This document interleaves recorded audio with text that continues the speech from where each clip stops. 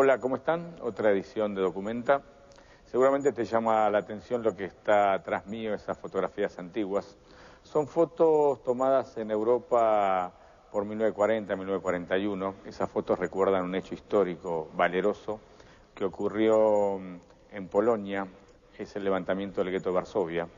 Vos pensás que cientos de judíos estaban encerrados en un gueto, oprimidos por el ejército nazi, y un día en abril decidieron levantarse y avanzar contra ese ejército nazi. Obviamente, en ese momento, en ese acontecimiento puntual, el ejército nazi triunfó, pero ese hecho transmitió mucho coraje en una época oscura y terrible de la humanidad como fue la Segunda Guerra Mundial. Estamos acá en el Museo de la Shoah. Shoah significa genocidio y precisamente el museo lo que trata es de recordar qué hizo el nazismo contra la humanidad precisamente en la Segunda Guerra Mundial. Y la idea de este documental es contarte al principio qué fue el nazismo y luego vincular el nazismo con la historia argentina porque muchos jerarcas nazis, Mengele, Pritzker, Eichmann y muchos más, llegaron a la Argentina protegidos por la Cruz Roja, por un sector del Vaticano y por la administración peronista, fundamentalmente en su primera gestión, en un recorrido que se conoció como la Ruta de las Ratas. Escapaban de Alemania, llegaban a Génova, se subían a los barcos y como ratas, escapando a Europa, llegaban a la Argentina, aquí eran protegidos, algunos cambiaban la identidad, otros no, pero finalmente durante mucho tiempo se quedaron viviendo en nuestro país. Entonces, vamos a poner a leer este documental exclusivo, su primer bloque, la historia del nazismo, del peronismo, la llegada de los jerarcas nazis a la Argentina en esto que se llamó la Ruta de las Ratas. Vamos a verlo.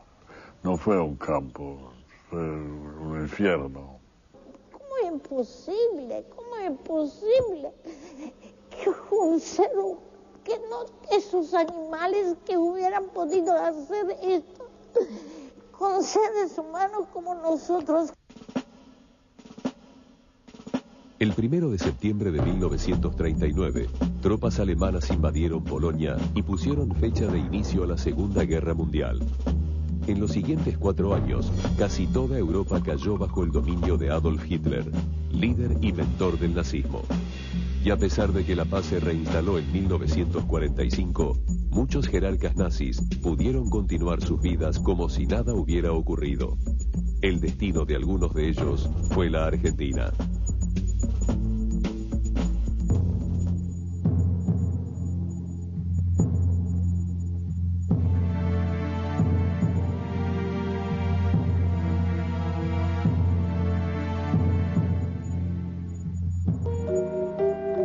A fines de la década del 20, Alemania estaba al borde de la quiebra. Los problemas por los que atravesaba eran fruto de su derrota en la Primera Guerra Mundial. En ese clima de incertidumbre y miseria, un partido comenzó a prevalecer en la escena pública, el nacionalsocialista. Conquistó adeptos con una teoría absurda pero tentadora. La culpa la tenían los otros. Judíos, marxistas, gitanos, negros, todos los que no pertenecían a la raza aria. Y capital monopolista, con la guerra perdida, quería la revancha y necesitaba ampliar su base social y con un partido de masas que le proporcionaba los nazis. El 30 de enero de 1933, Adolf Hitler fue nombrado canciller de Alemania. Tenía que formar un gobierno de coalición que pusiera fin a la crisis de ese país. El 5 de marzo, en las elecciones parlamentarias, triunfó el nacionalsocialismo con más del 50% de los votos.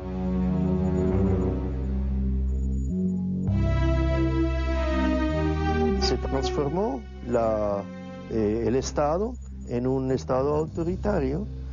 Eso estaba terminado a fines del 33. Los sindicatos perdieron su autonomía, los partidos se autodisolvieron, salvo el Partido Comunista fue fue declarado fuera de la ley, el Partido Socialista se negó a autodisolverse, lo disolvieron desde arriba y los demás partidos se autodisolvieron. Entonces quedó solamente el partido nazi. Nadie pudo imaginar que se trataba del inicio del horror. Ni siquiera los habitantes de los países limítrofes de Alemania, que trataban de recuperar su vida cotidiana luego de los 4 años de combate en la Primera Guerra Mundial. Yo nací en Polonia, habían alemanes, habían algunos rusos, porque Polonia es entre Alemania y Rusia y a veces fueron invadidos, entonces quedaron siempre. Y 30% eran judíos. Éramos una familia que se componía de 4 hermanos, dos nenas y 2 varones. Mi papá, mi mamá, éramos gente de poder adquisitivo bastante bien, acomodado. Mi papá trabajó como director general en Matadero. Siendo judío fue un privilegio realmente haber tenido este puesto, porque desde ya los polacos no eran tan dulces, siempre fueron discriminando a los judíos. Pero los nazis llegaron al poder y lo ejercieron de manera absoluta. 1939 entraron los nazis y le mandaron la carta que él renuncie. Entonces él todavía no se sabía la mano dura que era de los nazis, y él dijo, si Polonia va a ser Polonia, me va a devolver. Al llegar al gobierno, Adolf Hitler puso en marcha su idea de raza superior. Amparado en la creencia de que los judíos y la izquierda eran los principales responsables de la crisis financiera de Alemania, decidió eliminarlos de la vida económica, política y social del país. A fines de 1938, miles de personas fueron arrestadas y se quemaron sinagogas y comercios. La maquinaria nazi entró en acción. Los judíos hoy se dice que fueron las primeras víctimas y en cierto modo lo fueron en el sentido de ser eliminados de los cargos públicos, humillados. Pero las primeras víctimas del terror tremendo fueron naturalmente las entidades de izquierda. Los sueños imperiales del nacionalsocialismo lograron la anexión a Alemania de Austria y Checoslovaquia. El 1 de septiembre de 1939, con la invasión a sangre y fuego de Polonia, estalló la Segunda Guerra Mundial.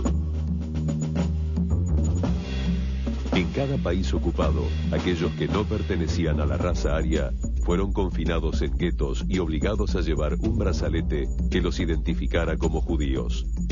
De golpe y porrazo empezaron a volar los aviones en Polonia, en Varsovia. Y yo me acuerdo, estaba al lado de mi papá, ya eran más o menos las 5 o 6 de la tarde, y yo le decía, papi, ¿qué están haciendo? Son nasze en polaco quiere decir son nuestros. Y después cuando empezaron a bombardear, recién nos dimos cuenta que era este momento que ellos invadieron Polonia. En 1939, yo tenía 15 años cumplido. En septiembre, entran los alemanes. Una semana más tarde, dinamitan la sinagoga principal y comienza la persecución, empieza si se debe usar la distinción, empieza colas por pan, empieza todo eso. Y un año más tarde comienza el gueto. Uno tras otro cayeron bajo el dominio alemán.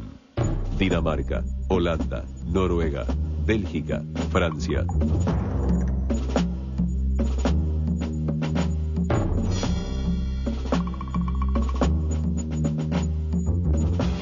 En junio de 1940, Hitler le declaró la guerra a Inglaterra. Un año después, a la Unión Soviética. Su sed de conquista no tenía límites, su sadismo tampoco. Y el pogrom gigantesco contra los judíos estaba preparado de antemano, y ahí fue muy violento. Estaba organizado, como que el pueblo indignado incendió las sinagogas, varios miles de judíos fueron detenidos, llevados con tremendas torturas a campos de concentración. La vida cotidiana en los guetos se basó en una permanente lucha por la subsistencia. Los confinados por los alemanes debieron soportar largas colas por un pedazo de pan o un poco de azúcar. Las humillaciones, los golpes, las vejaciones fueron moneda corriente. Cualquier requisa del ejército nazi se transformó en sinónimo de muerte. De golpe se escuchó que vienen los nazis. Y vos sabés, el nene empezó a llorar. El nene empezó a llorar. ¿Qué querés que te diga? Ahí habían 30 personas, 20 personas, no te puedo decir cuántas. La madre agarró la almohadita y le puso sobre la carita del bebé. Cuando lo sacó la almohadita, el nene estaba muerto. No conforme con la implantación de guetos donde se confinaba a los enemigos del régimen, Hitler ideó una nueva forma de detención: los campos de concentración.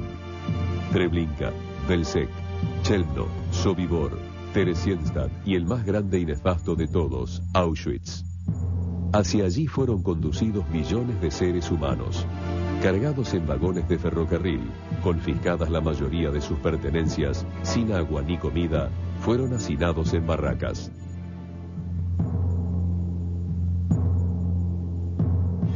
Yo siempre digo, al principio las ratas nos comían y yo en Auschwitz comía las ratas. Hitler no estuvo solo. Adolf Eichmann, oficial del grupo de élite SS, organizó el traslado de los judíos a los campos de exterminio. Erich Priebke, SS y jerarca de la policía nazi, fue el encargado de rastrear y detener judíos en Italia. El médico Joseph Mengele, también SS, fue el responsable de los llamados experimentos científicos con prisioneros de Auschwitz.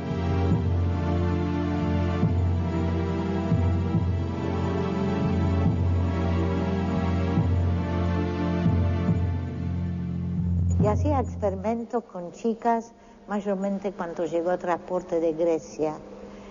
Y le sacaba sin anestesia los ovarios y todo, y después lo tiraba afuera como una bolsa de papas.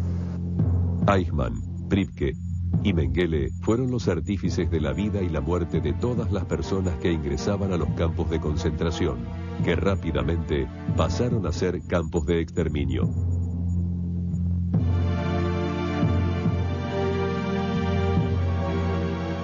No fue un campo, fue un infierno.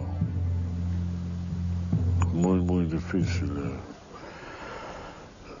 Porque ya en Auschwitz ya no había secretos.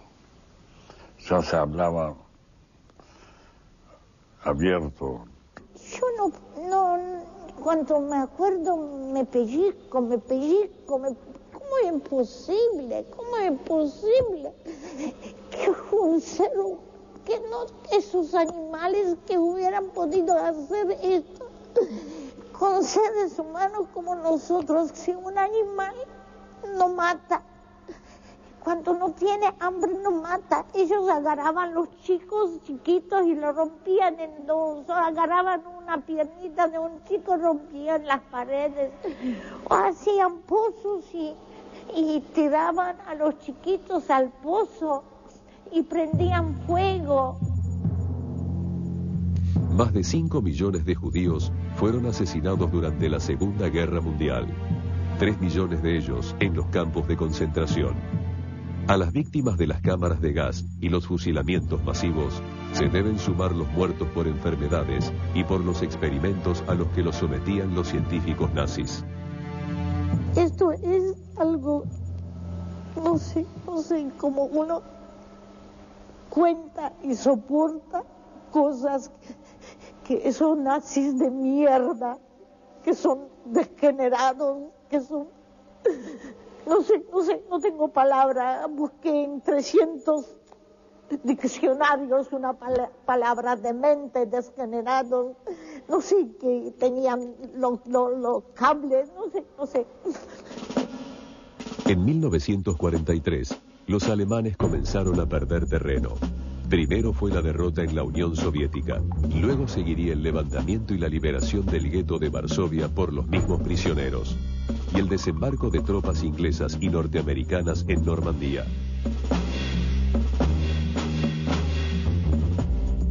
Después de combatir durante 5 días, los aliados tomaron Berlín el 30 de abril de 1945.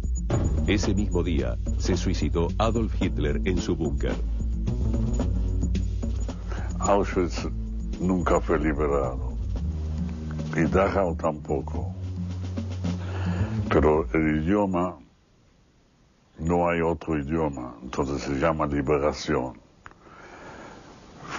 Lo encontraron, nos encontraron, lo mismo en todos los campos, porque no podían evacuar y no tenían maquinarias para gasarnos y quemarnos. Fue tremenda la liberación porque quedé rapada, quedé con piojos, quedé con sarna, con 28 kilos, sin familia, 350 kilómetros después de Berlín, judía. No sabía dónde ir, no sabía dónde me va a recibir. Un día quise volver a Auschwitz, que me quemen, pues que no encontré a nadie de toda mi familia y fue realmente tremendo. Entre las ruinas, algunos de los altos mandos nazis siguieron el camino de Adolf Hitler y se suicidaron. Muchos otros fueron detenidos, pero varios lograron escapar. Para ellos, Europa y los Estados Unidos no eran sitios seguros. América Latina sí, y mucho más la Argentina, uno de los últimos países en el mundo que le declaró la guerra a Alemania.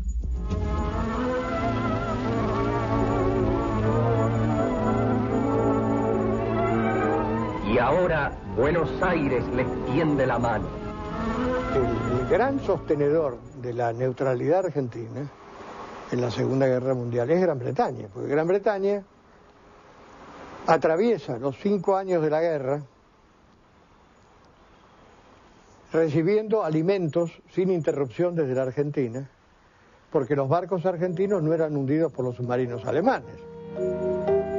El hombre fuerte de la Argentina en 1945 era el coronel Juan Domingo Perón, miembro de la conspiración cívico-militar que derrocó al presidente Ramón Castillo en 1943. Al reincorporarse a sus tareas, el secretario de Trabajo y Previsión Social, coronel Juan de Perón, felicita a sus empleados por la labor desempeñada y los exhorta a un mayor esfuerzo en el futuro. De manera que había una predisposición del poder militar para favorecer la candidatura de Perón, que por otra parte se monta sobre una agitación social y un cambio en la economía del país bastante importante, como había ocurrido a partir de la Segunda Guerra y que también había sucedido a partir de la Primera Guerra Mundial. La Argentina había recibido durante y después de la Primera Guerra Mundial una fuerte ola inmigratoria. Italianos, españoles, judíos, todos buscaron el amparo de esa tierra prometida. Un abanico de comunidades se instaló en este territorio tan alejado de las bombas y la destrucción europea. También lo hicieron los alemanes. Entre ellos, algunos abrazaron la causa nazi a inicios de la década del 40. En la colectividad alemana, los nazis estaban muy bien organizados. La embajada nazi prestó ayuda, pero las entidades alemanas aquí muy fuertes estaban todas copadas por el partido nazi y por la embajada de Alemania nazi. En 1945, el gobierno militar de Edelmiro Farrell llamó a elecciones presidenciales para el año siguiente. Los sectores conservadores temieron de la prédica de Perón sobre los trabajadores y pidieron su renuncia. El 8 de octubre, las Fuerzas Armadas accedieron al pedido y en un intento por paliar la crisis, ordenaron la detención del coronel en la isla Martín García. El 17, las masas marcharon hacia Plaza de Mayo para exigir la libertad de su líder. Al promediar el día, los grupos convertidos en una numerosa columna se encaminan hacia el hospital militar, frente al cual permanecen reclamando la presencia del coronel Perón.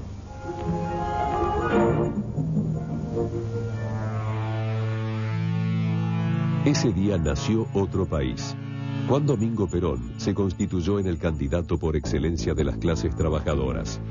Los demás partidos políticos, de derecha y de izquierda, se alinearon detrás de la consigna aliancista de los Estados Unidos, que veían en las actitudes de Perón un marcado tinte fascista. Perón tiene antecedentes de relaciones con el fascismo. A eso se sumó la procedencia militar de Perón, miembro de un ejército que parecía no ocultar su simpatía con el alemán. Yo creo que en el ejército argentino había una gran admiración por el ejército alemán, no por el nazismo. Es decir, admiraban los desfiles, admiraban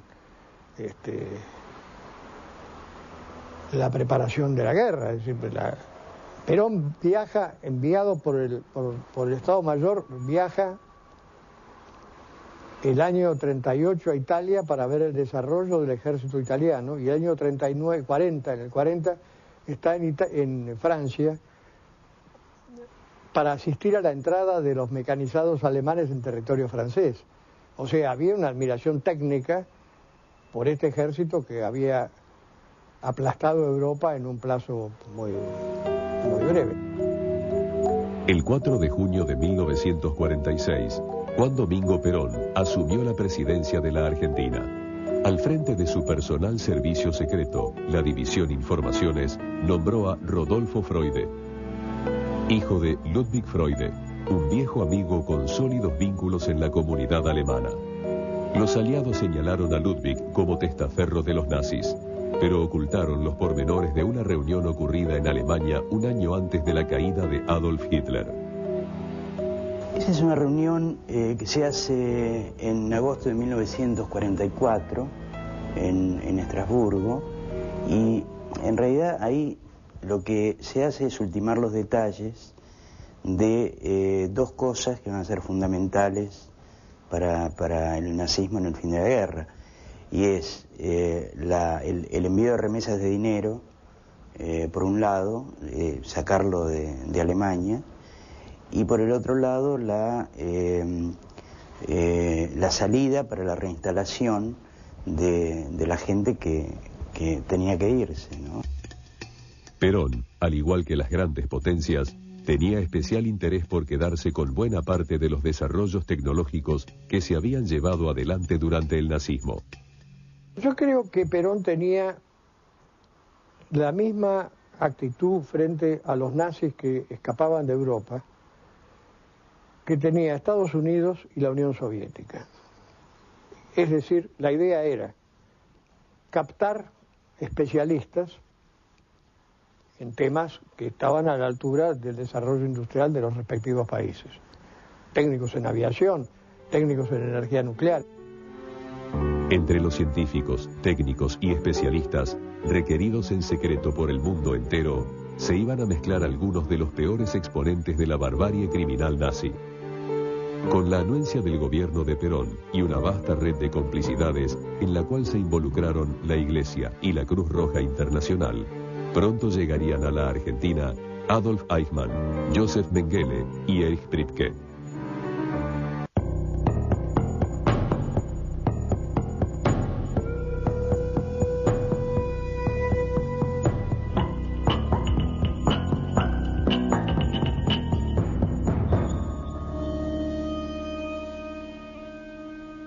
Segundo bloque de esta nueva edición de Documenta. Hasta ahora lo que vimos fue el nazismo, todo lo que hizo en Europa, el genocidio, el holocausto, la muerte. Ahora lo que te vamos a mostrar es cómo ciertos responsables del holocausto, a través de la Ruta de las Ratas, a través de diversas organizaciones y en definitiva protegidos por el primer gobierno de Perón, al principio, llegan a la Argentina. ¿Por qué te digo al principio? Porque en definitiva Perón después cae y las ratas continúan viviendo como si nada en la Argentina. Alguna de esas ratas, Adolf Eichmann, fue el que diseñó, el que creó los campos de concentración y la solución final. Fue el que de alguna forma dijo, planteemos la cuestión judía como eje del nazismo y tratemos de matarlos a todos. Uno. Priebke, otro jerarca nazi que vivió en la Argentina desde que escapó de Europa hasta mediados de 1990. En 1998 fue juzgado en Italia por la tragedia, la masacre de las fosas argentinas. Y por último, Mengele. Mengele fue un médico que aprovechó sus conocimientos para sembrar el terror y hacer una serie de experimentos que pusieron en crisis a la identidad humana. Para que tengas una idea, Mengele vivió mucho tiempo en la Argentina, luego escapó a Brasil, y entre otras cosas a niños desvalidos en los campos de concentración, una y otra vez, por ejemplo, le rompía el brazo en un solo punto. Rompía el brazo, se hacía el callo, volvía a romper, se hacía el callo, volvía a romper. Y de esta manera Mengele trataba de establecer una suerte de teoría de la resistencia y del terror. Ese personaje, Mengele, como Eichmann, como Priebke, vivió en la Argentina. Segundo bloque, entonces, el nazismo, la Ruta de las Ratas en la Argentina.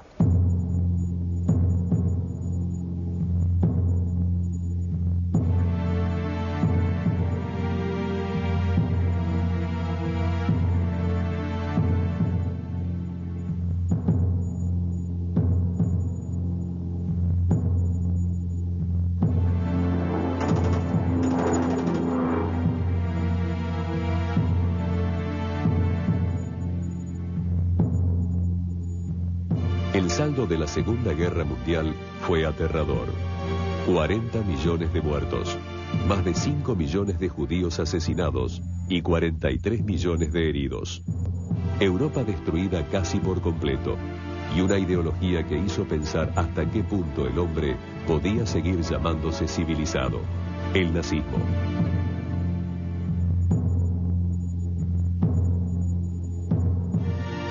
Cuando comenzó la reconstrucción, muchos países intentaron acaparar algunos de los avances científicos realizados por los alemanes. La Argentina, gobernada entonces por el general Juan Domingo Perón, estuvo entre ellos.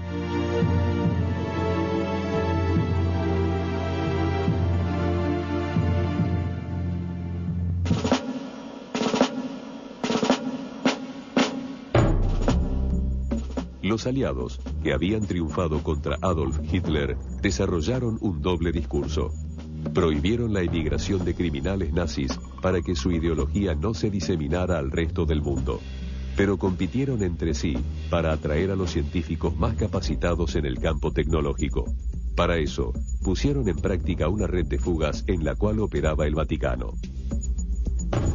El papel del Vaticano es muy importante, en la medida en que es el organizador y el padrino, digamos, de las redes de fuga más efectivas. Hubo dos redes de fuga efectivas. Una con la tutela del Vaticano y otra con los servicios de inteligencia americanos. La vía de escape del Vaticano, a la que se llamó la Ruta de las Ratas, también incluyó la participación de un organismo que debía atender cuestiones absolutamente contrarias, la Cruz Roja Internacional.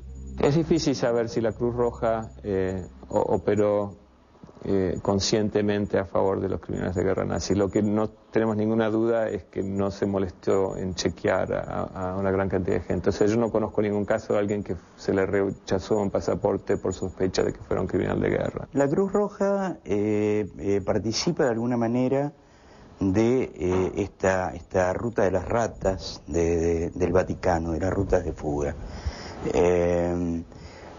Digamos, posiblemente con una situación menos comprometida por el tema de la cantidad de desplazados que había en Europa en ese momento, y ellos proveían también de documentación y de ayuda. La Argentina formó parte de esa red. País seguro, en crecimiento y alejado de la guerra, se constituyó en sitio ideal para el desembarco y refugio de los vencidos. La oficina de la Comisión de Recepción y Encauzamiento de Inmigrantes es el puerto al que llega el anhelo de miles de hombres y mujeres útiles que desean venir a trabajar a la Argentina. El objetivo central: lograr que científicos y técnicos expulsados de la industria armamentista trabajaran para el desarrollo argentino. Cada solicitud es estudiada con detenimiento y se selecciona rigurosamente al inmigrante de esta nueva era, evitándose los efectos perniciosos del aluvión humano incontrolado que podría llegar desde la Europa deshecha. Ante todo, se tienen en cuenta las aptitudes de cada persona.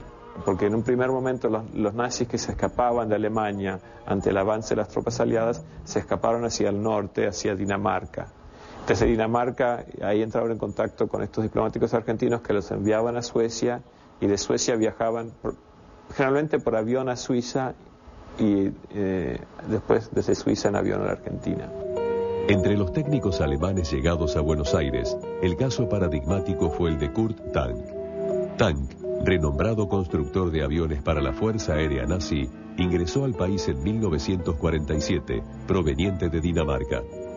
Bajo el nombre falso de Pedro Jorge Mathies, convenció al gobierno de construir aviones de reacción. Perón le dio vía libre y un considerable presupuesto financiero. Yo creo que entre las capturas que hizo el gobierno argentino de personalidades con algo para enseñar y con... Kurt Tank es uno de los principales. Él hizo el Pulqui, el avión de industria nacional. Y curiosamente, cuando aparece el Pulqui, no curiosamente, es decir, confirmando la procedencia del Pulqui, aparece el mismo tipo de avión en la Unión Soviética. ¿Por qué? Porque los técnicos de Tank se habían dividido. Unos fueron a Moscú y los otros vinieron a Buenos Aires, y los dos trabajaron sobre proyectos parecidos y al final fabricaron el mismo avión. Cerrada la vía de escape por Dinamarca y Suiza, Perón continuó operando con otra alternativa. En 1946, el obispo de Rosario, Antonio Cagiano, había viajado a Roma para ser nombrado cardenal. Además de los honores de la Iglesia, tenía una misión confidencial que desarrollar en la Santa Sede: ofrecer refugio en nombre del gobierno argentino a miembros del régimen nazi. Hay una disposición del gobierno argentino, y de alguna manera está refrendada por las palabras de Monseñor Cagiano, en el sentido de contribuir a recibir a estas personas comprometidas que por sus actuaciones durante el periodo de la guerra podían ser objeto de violencia, dice así la carta de sus conciudadanos. Si bien la Argentina había firmado un compromiso internacional de no admitir a criminales de guerra, los mecanismos para violar el convenio se habían puesto en marcha. El Vaticano había quedado al descubierto como principal operador de los escapes nazis. El informe La Vista es un informe que produce un agregado de la Embajada Norteamericana en Roma, que es el que estudia, analiza, reúne información sobre estas rutas de fuga del Vaticano y elabora un informe donde llega a decir cosas terribles, como que el Vaticano era la mayor organización internacional de protección a criminales para sacarlos de Europa, ¿no? Pero el gobierno de Perón siguió recibiendo a varios de los fugitivos que se encontraban escondidos en conventos y monasterios italianos. Mientras aún sonaban los ecos de las sentencias en el juicio de Nuremberg contra los criminales nazis, la ruta de las ratas contaba con un destino final seguro.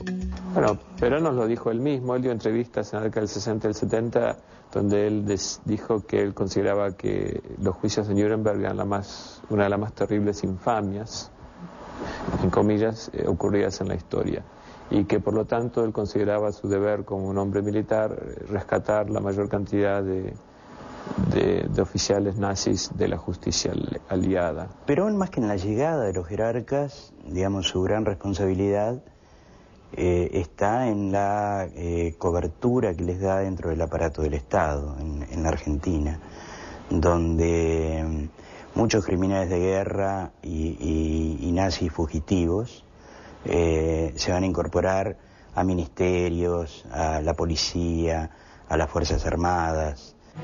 A pesar de que la idea primigenia de los países aliados había sido rescatar científicos y técnicos para aprovechar sus conocimientos, muchos asesinos nazis se camuflaron entre ellos.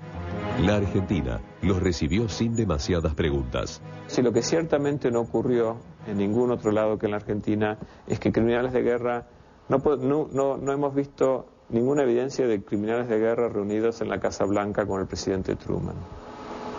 Y aquí lo que tenemos en el caso de Perón está ampliamente documentado a través de mi libro, es que criminales de guerra franceses, belgas, croatas, un capitán de la SS, estuvieron reunidos con Perón varias veces en la Casa Rosada, con el expreso propósito de armar una red de escape. El caso argentino, además de científicos, como fueron los que estuvieron destinados al proyecto atómico, también se incorporaron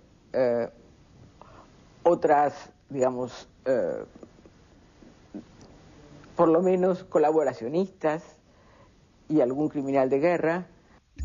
Así llegaron los criminales de guerra Erich Priebke, Joseph Mengele y Adolf Eichmann.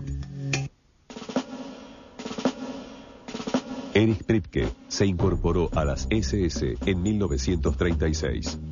Gracias a sus conocimientos de idiomas, fue miembro destacado de la Gestapo. Allí cumplió funciones de enlace con los distintos departamentos de policía extranjeros, fundamentalmente con la policía fascista italiana y con el Vaticano.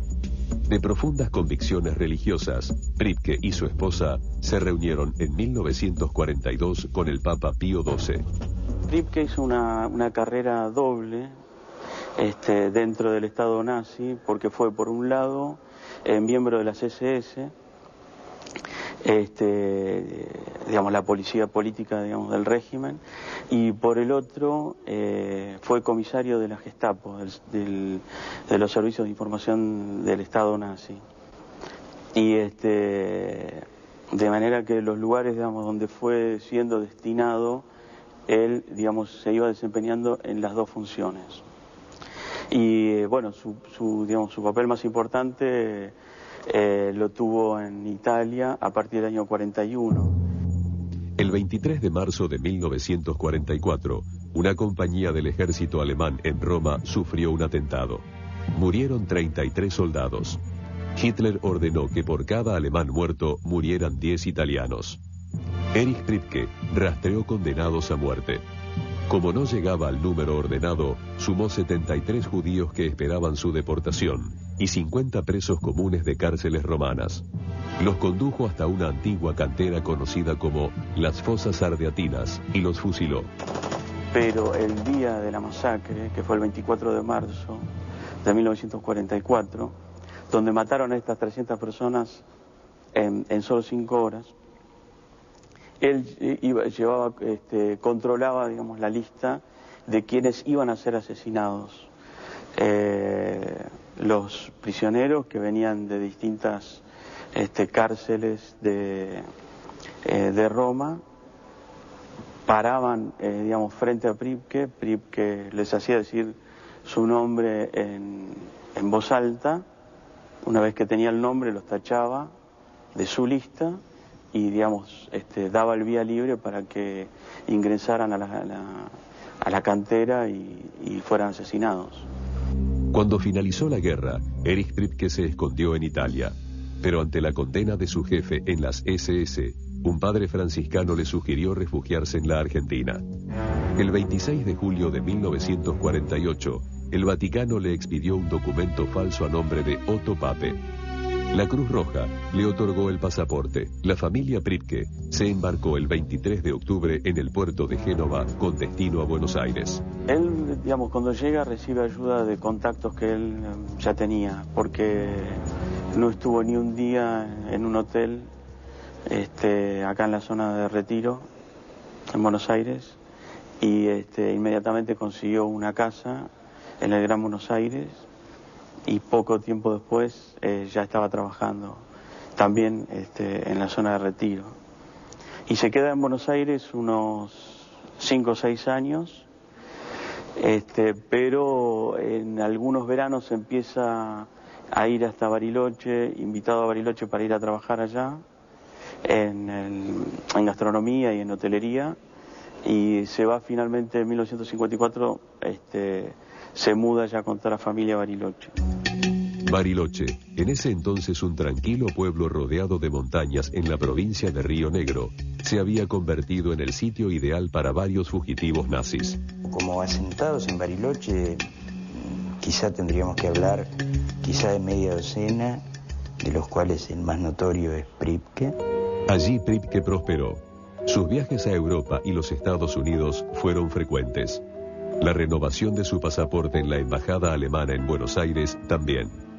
El 6 de octubre de 1949 dejó atrás el nombre de Otto Pape y recuperó su verdadera identidad.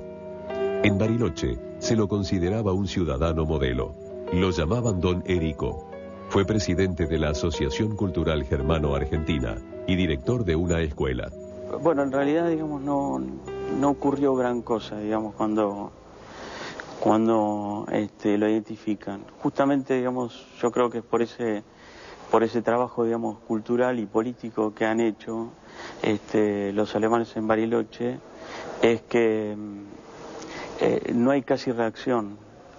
A raíz, digamos, de la desinformación, supongo yo que había, de qué es lo que significaba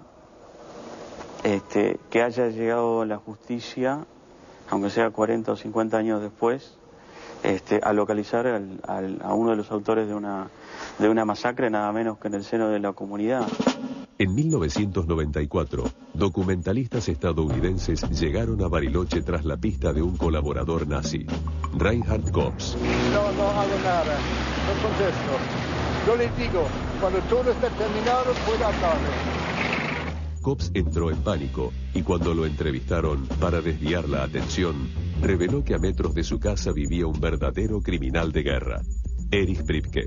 ¿No es cierto? Porque una cadena televisiva norteamericana vino a la Argentina a buscarlo a Reinhard Kops, como un nazi que vivía oculto en Argentina, y cuando lo acostan a Reinhard Kops con una cámara y un micrófono en la calle, dice, no, pero no me busquen a mí, aquí vive Erich Pripke, que es mucho más criminal que yo. En Bariloche, Pripke reconoció haber asesinado a 2 hombres en la masacre de las fosas ardeatinas cumpliendo órdenes. Fue detenido. Italia pidió la extradición del criminal de guerra y en noviembre de 1995 fue trasladado a Roma para ser enjuiciado. El 7 de marzo de 1998, Erich Pripke fue condenado a cadena perpetua.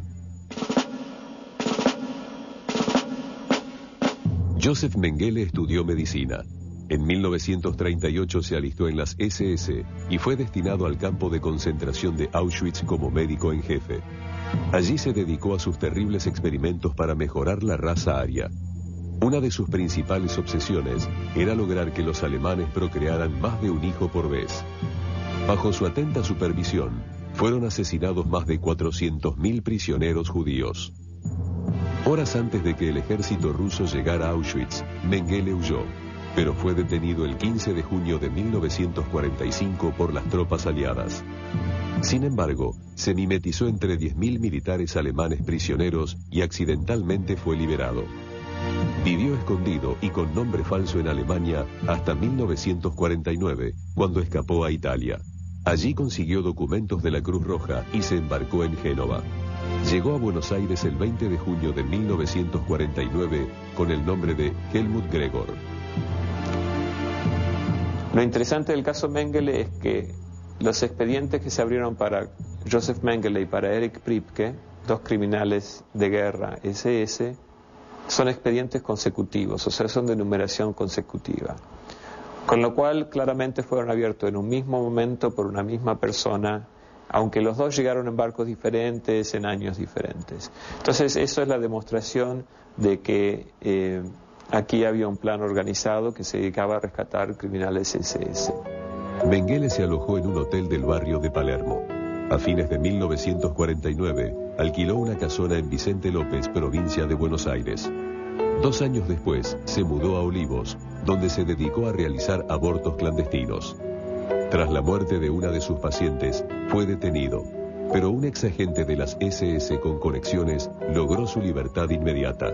Mengele estuvo acá en diferentes lugares, pero sobre todo en Capital Federal y en el norte del Gran Buenos Aires, con casas en Vicente López, empresa, un laboratorio del que él formaba parte en la zona de Carupá y demás.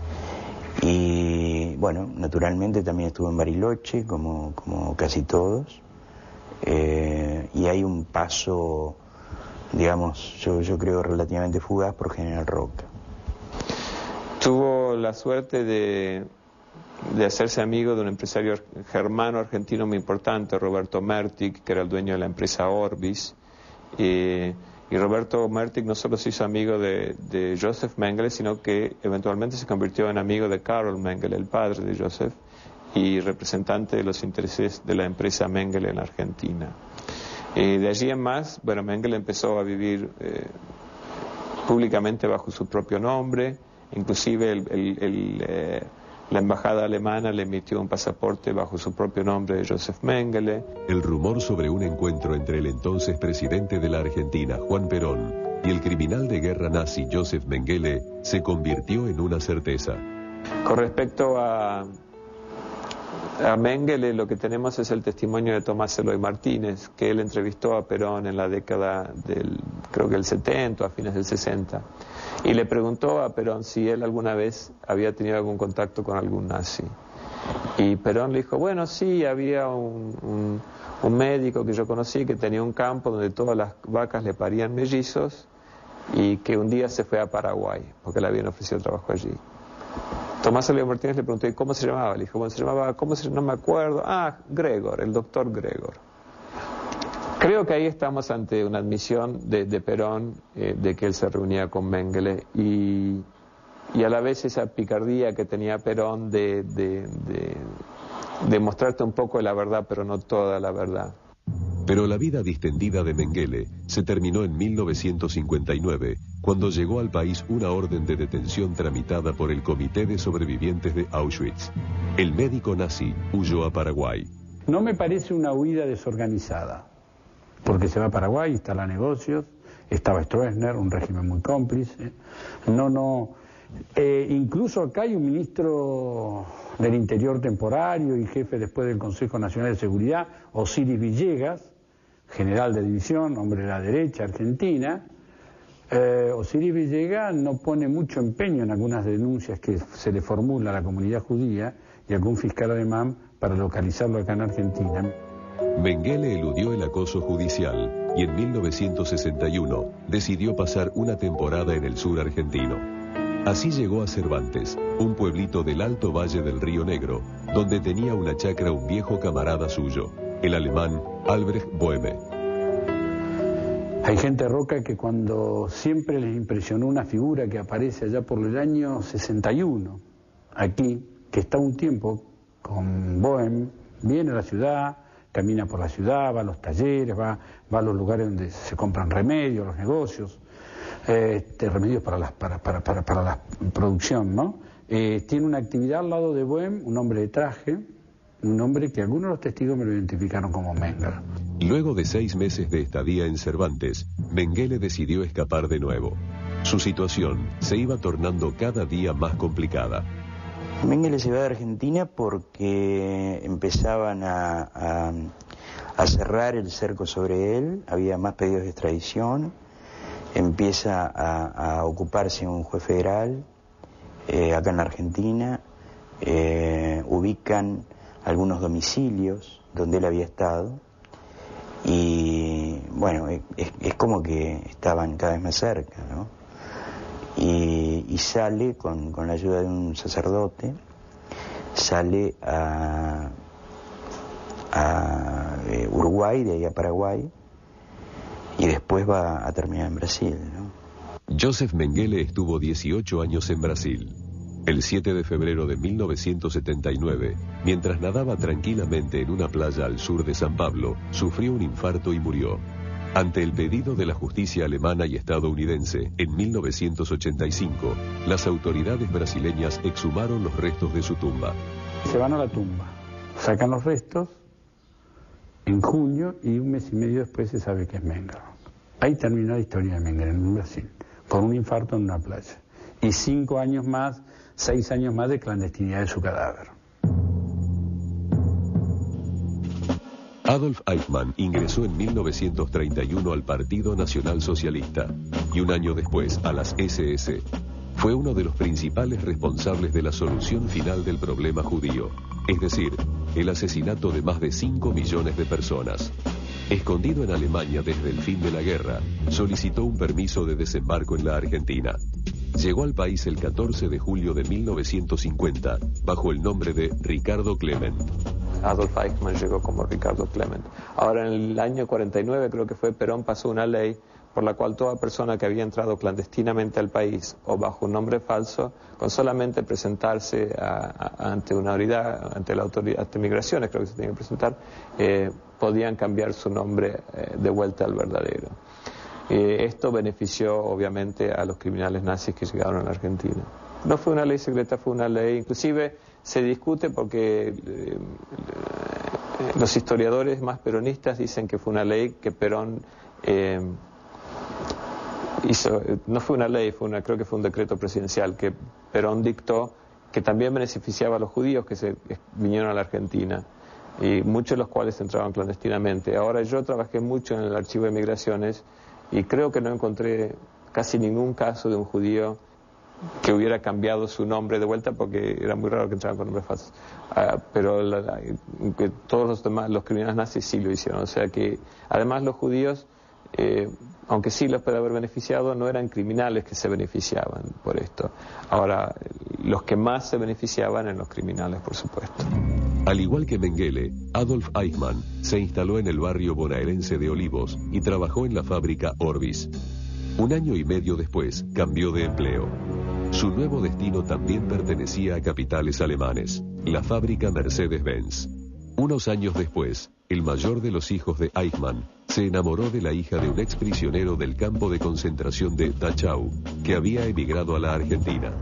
La familia de la joven alertó a la justicia alemana. El fiscal general reenvió el dato al Mossad, que mandó un agente a investigar. Por entonces, los Eichmann se habían mudado a una casa de la calle Garibaldi al 6000, en el barrio bonaerense de San Fernando. Hasta allí llegó un nuevo grupo del Mossad para continuar con las investigaciones. Pero al comprobar que Klement era efectivamente Adolf Eichmann, decidieron secuestrarlo. La operación, comandada por Peter Malkin, se llevó a cabo el 11 de mayo de 1960. Luego de 10 días de interrogatorios, Eichmann fue enviado a Tel Aviv. El 23 de mayo, el primer ministro israelí Ben Gurión anunció al mundo entero su captura. Estando en Nueva York, pude entrevistarme, gracias, digamos, a la Fundación Raoul Wallenberg, con Peter Malkin. Y el encuentro fue de 2 horas.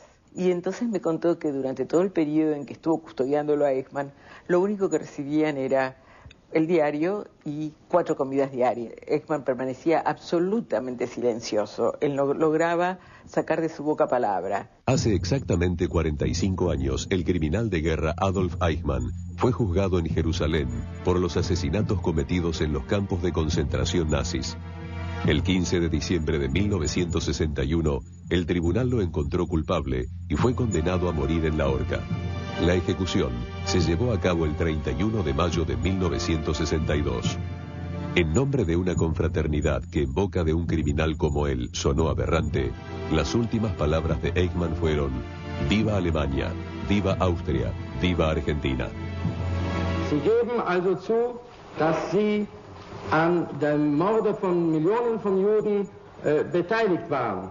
Von dem rechtlichen Sektor aus gesehen blieb mir nichts anderes übrig, als Befehlsempfänger die Befehle, die ich bekam, auszuführen. שאלתי איננה משפטית. אתה בלבך מוצא את עצמך אשם בשותפות רצח של מיליונים יהודים, כן או לא?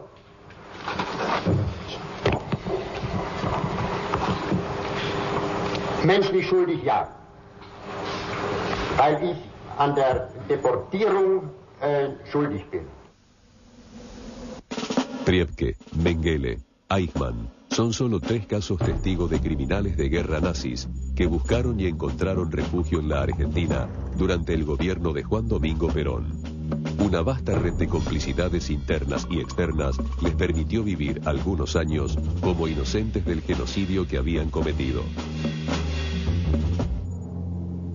El Holocausto señaló un antes y un después en la historia de la humanidad. Quedó como una marca que debe ser recordada por siempre para que jamás vuelva a ocurrir.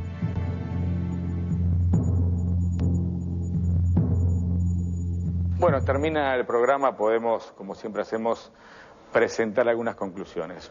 En principio, una conclusión básica que no funciona o no debería funcionar como un atenuante, pero que sirve en definitiva para poner el marco general.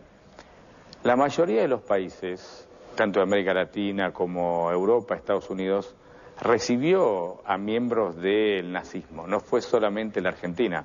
Claro, como siempre ocurre en nuestra historia, nosotros, si se puede plantear en estos términos, recibimos lo peor: los asesinos, los torturadores, los violadores, los ladrones, o aquellos que, en definitiva, diseñaron el Holocausto. Otros países, algunos desaparecidos como la Unión Soviética, algunos que todavía están vigentes como Estados Unidos, recibieron otro tipo de miembros del staff principal del nazismo. En ese contexto uno puede decir que tanto la Unión Soviética como Estados Unidos recibió científicos alemanes que habían desarrollado, por ejemplo, teorías vinculadas a la fisión nuclear, que en definitiva le permitieron a la Unión Soviética y Estados Unidos lanzarse una carrera que luego los convirtió ambos países en superpotencia. Entonces, esta es una primera conclusión. La ruta de las ratas sirvió para que las ratas llegaran a Buenos Aires, pero otros países, otros regímenes contrapuestos entre sí, el comunismo y, comillas, el liberalismo, también se apropiaron de la inteligencia nazi para desarrollar proyectos propios. Ese es un punto básico. El otro punto también esencial es que cuando el peronismo se va derrocado en el 55, los nazis siguen siendo protegidos, o sea que si bien uno puede plantear que el régimen peronista los trajo y les dio protección, luego cuando cayó Perón en el 55 siguieron viviendo aquí durante mucho tiempo como si nada. De hecho, recién en la década del 60 el Mossad, el Servicio de Inteligencia israelí, captura a Eichmann y se lo lleva a Jerusalén para un juicio que termina o desemboca en su muerte. Conclusión entonces, vinieron los nazis, fueron protegidos, ellos cometieron un genocidio, provocaron el Holocausto, y en definitiva lo que uno busca es que haya justicia, y si alguno queda vivo, como pensamos que sí, que alguno todavía está vivo en la Argentina, que la justicia lo encuentre, que se haga un juicio justo y que pague por los millones de personas que murieron en Alemania y en otros lugares de Europa hace no más que 60 años. Chao, hasta la semana que viene.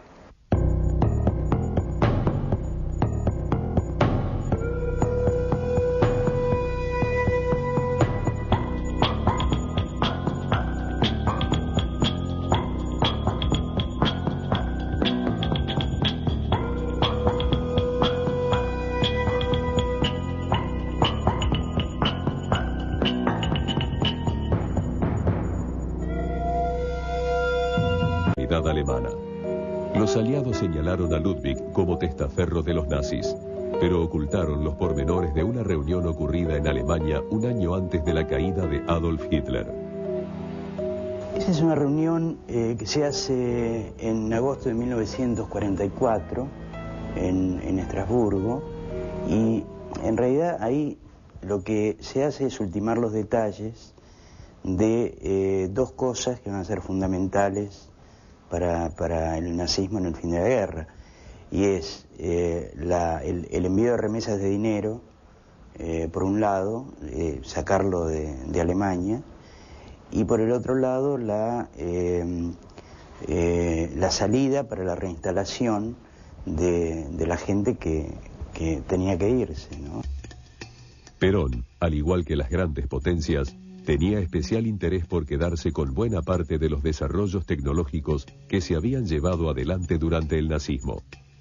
Yo creo que Perón tenía la misma actitud frente a los nazis que escapaban de Europa que tenía Estados Unidos y la Unión Soviética. Es decir, la idea era captar especialistas en temas que estaban a la altura del desarrollo industrial de los respectivos países. Técnicos en aviación, técnicos en energía nuclear. Entre los científicos, técnicos y especialistas, requeridos en secreto por el mundo entero, se iban a mezclar algunos de los peores exponentes de la barbarie criminal nazi. Con la anuencia del gobierno de Perón y una vasta red de complicidades en la cual se involucraron la Iglesia y la Cruz Roja Internacional, pronto llegarían a la Argentina Adolf Eichmann, Joseph Mengele y Erich Priebke.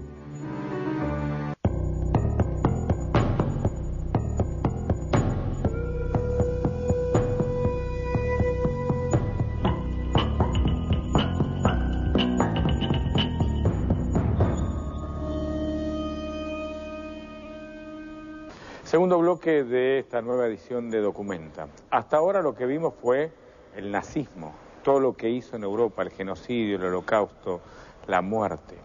Ahora lo que te vamos a mostrar es cómo ciertos responsables del holocausto, a través de la Ruta de las Ratas, a través de diversas organizaciones y en definitiva protegidos por el primer gobierno de Perón, al principio, llegan a la Argentina. ¿Por qué te digo al principio? Porque en definitiva Perón después cae y las ratas continúan viviendo como si nada en la Argentina. Alguna de esas ratas, Adolf Eichmann, fue el que diseñó, el que creó los campos de concentración y la solución final. Fue el que de alguna forma dijo, planteemos la cuestión judía como eje del nazismo y tratemos de matarlos a todos. Uno. Priebke, otro jerarca nazi que vivió en la Argentina desde que escapó de Europa hasta mediados de 1990. En 1998 fue juzgado en Italia por la tragedia, la masacre de las fosas argentinas. Y por último, Mengele. Mengele fue un médico que aprovechó sus conocimientos para sembrar el terror y hacer una serie de experimentos que pusieron en crisis a la identidad humana. Para que tengas una idea, Mengele vivió mucho tiempo en la Argentina, luego escapó a Brasil, y entre otras cosas a niños desvalidos en los campos de concentración, una y otra vez, por ejemplo, le rompía el brazo en un solo punto. Rompía el brazo, se hacía el callo, volvía a romper, se hacía el callo, volvía a romper. Y de esta manera Mengele trataba de establecer una suerte de teoría de la resistencia y del terror. Ese personaje, Mengele, como Eichmann, como Priebke, vivió en la Argentina. Segundo bloque, entonces, el nazismo, la ruta de las ratas en la Argentina.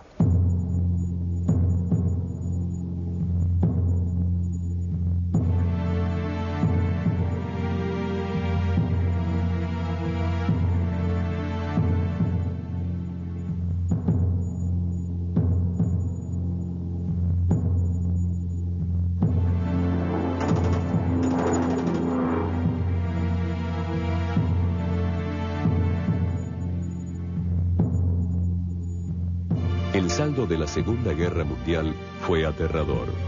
40 millones de muertos, más de 5 millones de judíos asesinados y 43 millones de heridos. Europa destruida casi por completo y una ideología que hizo pensar hasta qué punto el hombre podía seguir llamándose civilizado, el nazismo.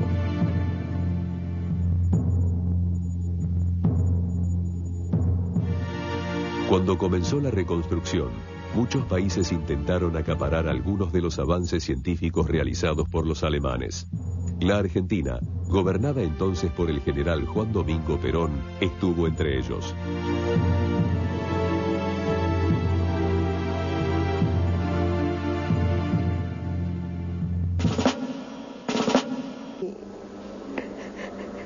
Fue realmente tremendo, tremendo, tremendo.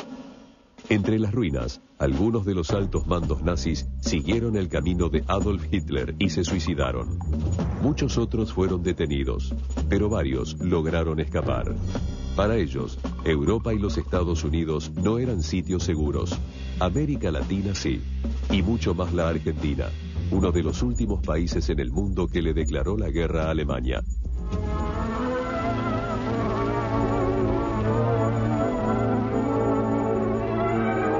Y ahora Buenos Aires les tiende la mano. El gran sostenedor de la neutralidad argentina en la Segunda Guerra Mundial es Gran Bretaña, porque Gran Bretaña atraviesa los 5 años de la guerra recibiendo alimentos sin interrupción desde la Argentina, porque los barcos argentinos no eran hundidos por los submarinos alemanes. El hombre fuerte de la Argentina en 1945 era el coronel Juan Domingo Perón, miembro de la conspiración cívico-militar que derrocó al presidente Ramón Castillo en 1943. Al reincorporarse a sus tareas, el secretario de Trabajo y Previsión Social, coronel Juan de Perón, felicita a sus empleados por la labor desempeñada y los exhorta a un mayor esfuerzo en el futuro. De manera que había una predisposición del poder militar para favorecer la candidatura de Perón, que por otra parte se monta sobre una agitación social y un cambio en la economía del país bastante importante, como había ocurrido a partir de la Segunda Guerra y que también había sucedido a partir de la Primera Guerra Mundial. La Argentina había recibido durante y después de la Primera Guerra Mundial una fuerte ola inmigratoria. Italianos, españoles, judíos, todos buscaron el amparo de esa tierra prometida.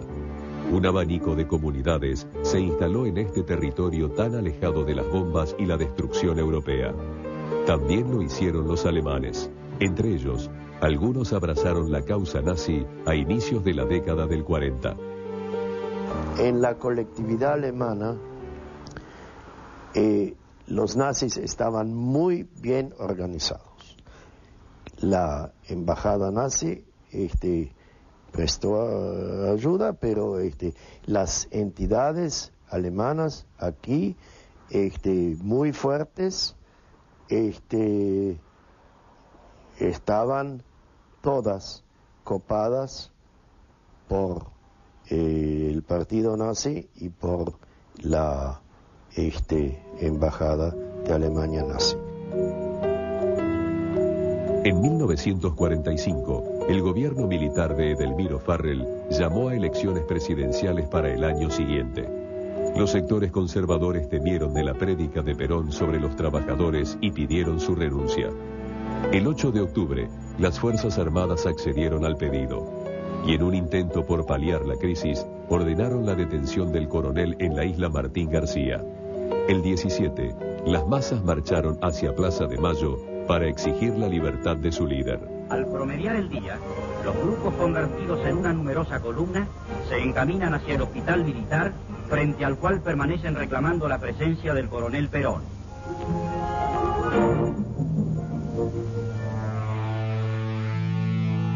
Ese día nació otro país. Juan Domingo Perón se constituyó en el candidato por excelencia de las clases trabajadoras. Los demás partidos políticos, de derecha y de izquierda, se alinearon detrás de la consigna aliancista de los Estados Unidos, que veían en las actitudes de Perón un marcado tinte fascista. Perón tiene antecedentes de relaciones con el fascismo. A eso se sumó la procedencia militar de Perón, miembro de un ejército que parecía no ocultar su simpatía con el alemán. Yo creo que en el ejército argentino había una gran admiración por el ejército alemán, no por el nazismo. Es decir, admiraban los desfiles, admiraban la preparación de la guerra. Es decir, Perón viaja, enviado por el Estado Mayor, viaja el año 38 a Italia para ver el desarrollo del ejército italiano, y el año 39, 40, en el 40 está en Francia para asistir a la entrada de los mecanizados alemanes en territorio francés. O sea, había una admiración técnica por este ejército que había aplastado Europa en un plazo muy breve. El 4 de junio de 1946, Juan Domingo Perón asumió la presidencia de la Argentina. Al frente de su personal servicio secreto, la División Informaciones nombró a Rodolfo Freude, hijo de Ludwig Freude, un viejo amigo con sólidos vínculos en la comunidad. Hola, ¿cómo están? Otra edición de Documenta. Seguramente te llama la atención lo que está atrás mío, esas fotografías antiguas.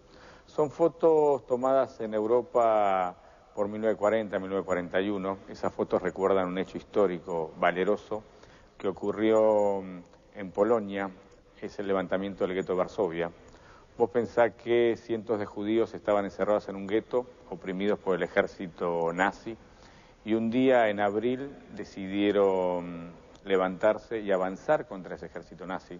Obviamente, en ese momento, en ese acontecimiento puntual, el ejército nazi triunfó, pero ese hecho transmitió mucho coraje en una época oscura y terrible de la humanidad como fue la Segunda Guerra Mundial.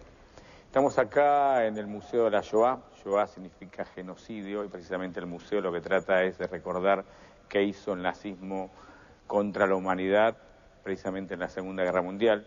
Y la idea de este documental es contarte al principio qué fue el nazismo y luego vincular el nazismo con la historia argentina, porque muchos jerarcas nazis, Mengele, Pritzker, Eichmann y muchos más, llegaron a la Argentina protegidos por la Cruz Roja, por un sector del Vaticano y por la administración peronista, fundamentalmente en su primera gestión, en un recorrido que se conoció como la Ruta de las Ratas. Escapaban de Alemania, llegaban a Génova, se subían a los barcos y como ratas, escapando de Europa, llegaban a la Argentina, aquí eran protegidos, algunos cambiaban la identidad, otros no, pero finalmente durante mucho tiempo se quedaron viviendo en nuestro país. Entonces, vamos a poner a leer este documental exclusivo, su primer bloque, la historia del nazismo, del peronismo, la llegada de los jerarcas nazis a la Argentina en esto que se llamó la Ruta de las Ratas. Vamos a verlo. No fue un campo, fue un infierno. ¿Cómo es posible? ¿Cómo es posible que un ser humano, que no esos animales que hubieran podido hacer esto con seres humanos como nosotros? El 1 de septiembre de 1939, tropas alemanas invadieron Polonia y pusieron fecha de inicio a la Segunda Guerra Mundial. En los siguientes 4 años, casi toda Europa cayó bajo el dominio de Adolf Hitler, líder y mentor del nazismo. Y a pesar de que la paz se reinstaló en 1945, muchos jerarcas nazis pudieron continuar sus vidas como si nada hubiera ocurrido. El destino de algunos de ellos fue la Argentina.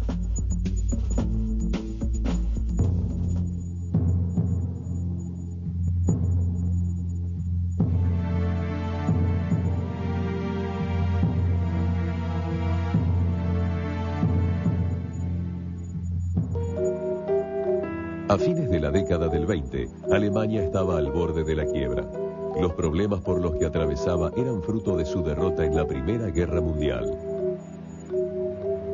En ese clima de incertidumbre y miseria, un partido comenzó a prevalecer en la escena pública, el nacionalsocialista.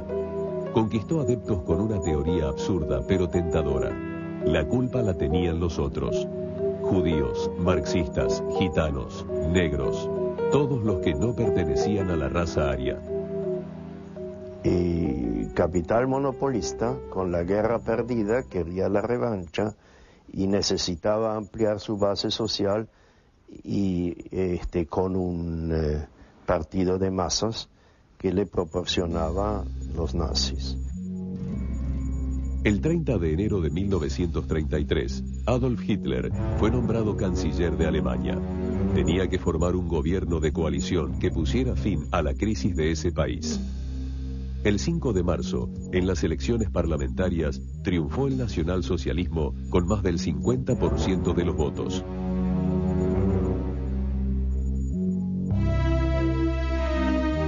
Se transformó el Estado en un Estado autoritario.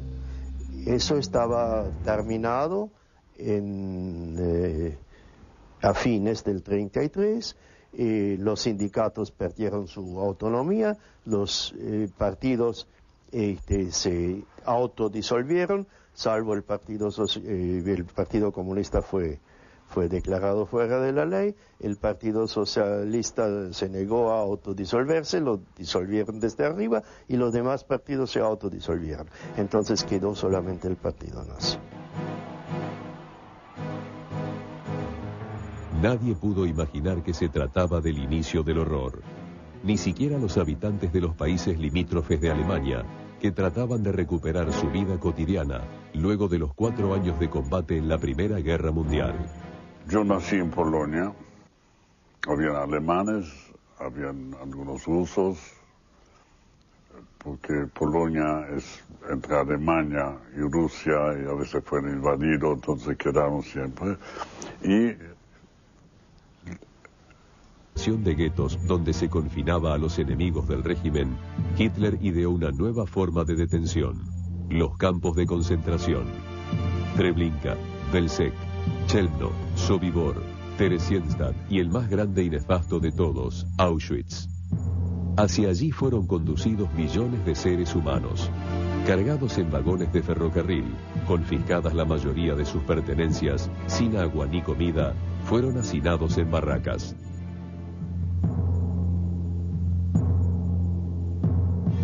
Yo siempre digo, al principio las ratas nos comían y yo en Auschwitz comía las ratas. Hitler no estuvo solo. Adolf Eichmann, oficial del grupo de élite SS, organizó el traslado de los judíos a los campos de exterminio. Erich Priebke, SS y jerarca de la policía nazi, fue el encargado de rastrear y detener judíos en Italia.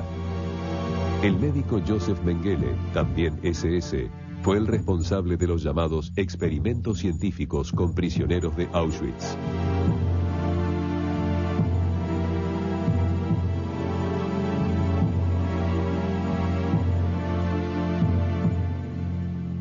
Y hacía experimentos con chicas, mayormente cuando llegó transporte de Grecia. Y le sacaba sin anestesia los ovarios y todo, y después lo tiraba afuera como una bolsa de papas. Eichmann, Priebke y Mengele fueron los artífices de la vida y la muerte de todas las personas que ingresaban a los campos de concentración, que rápidamente pasaron a ser campos de exterminio.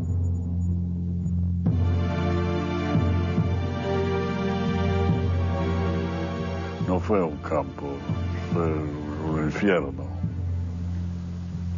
Muy, muy difícil. Porque ya en Auschwitz ya no había secretos. Ya se hablaba abierto. Yo cuando me acuerdo me pellizco, ¿cómo es imposible? ¿Cómo es posible que un ser, que esos animales que hubieran podido hacer esto con seres humanos como nosotros? Si un animal no mata, cuando no tiene hambre no mata. Ellos agarraban los chicos chiquitos y lo rompían en dos, o agarraban una piernita de un chico, rompían las paredes, o hacían pozos y tiraban a los chiquitos al pozo y prendían fuego. Más de 5 millones de judíos fueron asesinados durante la Segunda Guerra Mundial. 3 millones de ellos en los campos de concentración. A las víctimas de las cámaras de gas y los fusilamientos masivos se deben sumar los muertos por enfermedades y por los experimentos a los que los sometían los científicos nazis. Esto es algo, no sé cómo uno cuenta y soporta cosas que son nazis de mierda. que son degenerados, que son... No tengo palabra. Busqué en 300 diccionarios una palabra demente, degenerados, no sé, que tenían los cables, no sé. En 1943, los alemanes comenzaron a perder terreno. Primero fue la derrota en la Unión Soviética, luego seguiría el levantamiento y la liberación del gueto de Varsovia por los mismos prisioneros, y el desembarco de tropas inglesas y norteamericanas en Normandía.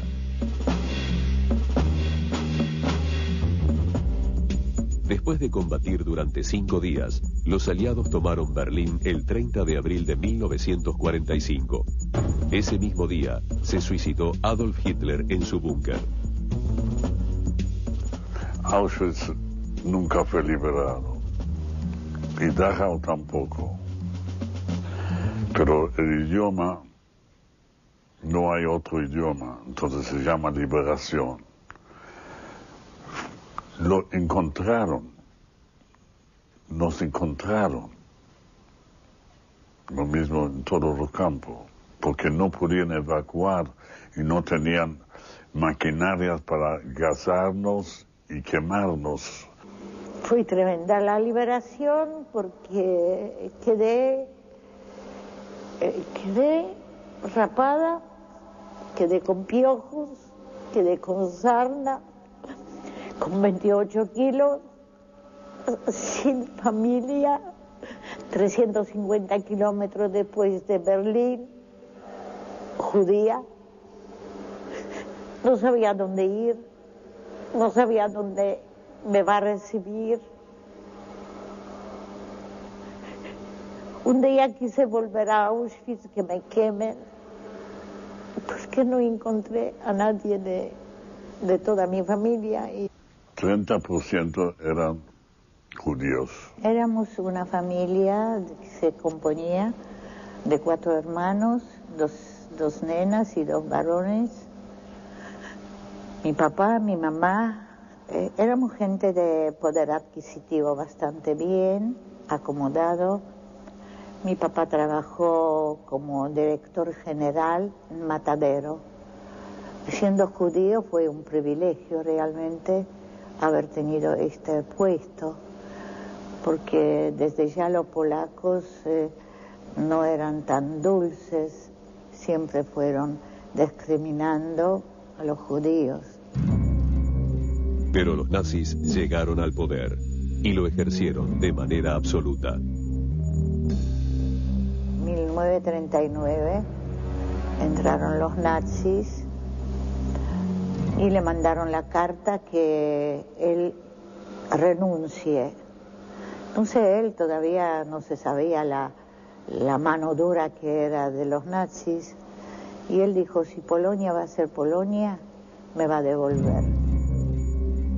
Al llegar al gobierno, Adolf Hitler puso en marcha su idea de raza superior. Amparado en la creencia de que los judíos y la izquierda eran los principales responsables de la crisis financiera de Alemania, decidió eliminarlos de la vida económica, política y social del país.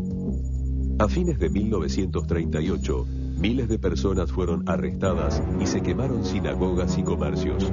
La maquinaria nazi entró en acción.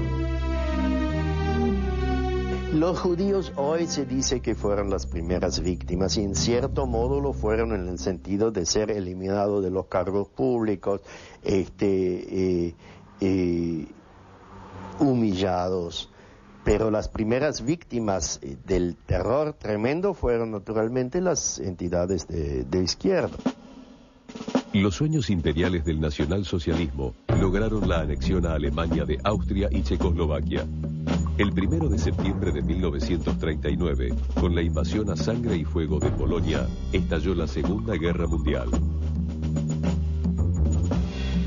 En cada país ocupado, aquellos que no pertenecían a la raza aria fueron confinados en guetos y obligados a llevar un brazalete que los identificara como judíos.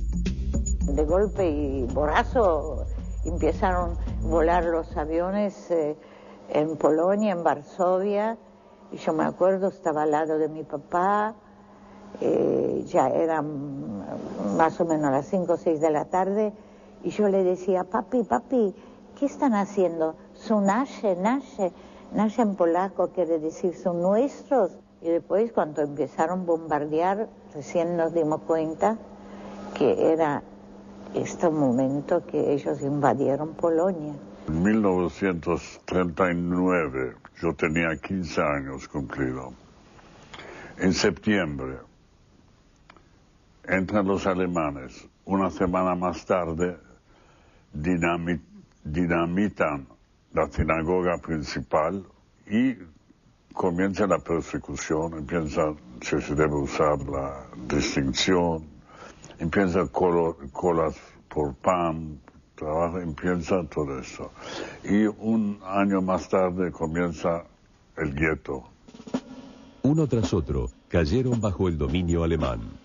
Dinamarca, Holanda, Noruega, Bélgica, Francia.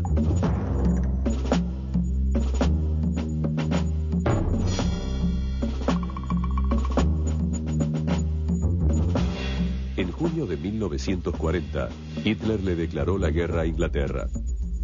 Un año después, a la Unión Soviética.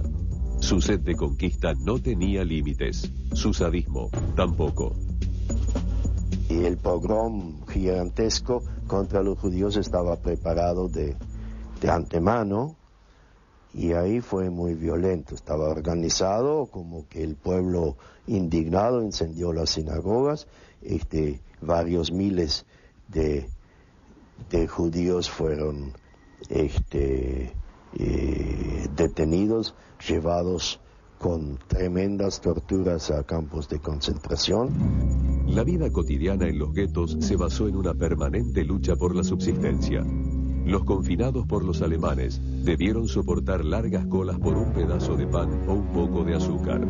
Las humillaciones, los golpes, las vejaciones fueron moneda corriente. Cualquier requisa del ejército nazi se transformó en sinónimo de muerte. De golpe se escuchó que vienen los nazis. Y vos sabés, el nene empezó a llorar. ¿Qué querés que te diga? Ahí habían 30 personas, 20 personas, no te puedo decir cuántas. La madre agarró la almohadita y le puso sobre la carita del bebé. Cuando lo sacó la almohadita, el nene estaba muerto. No conforme con la implantación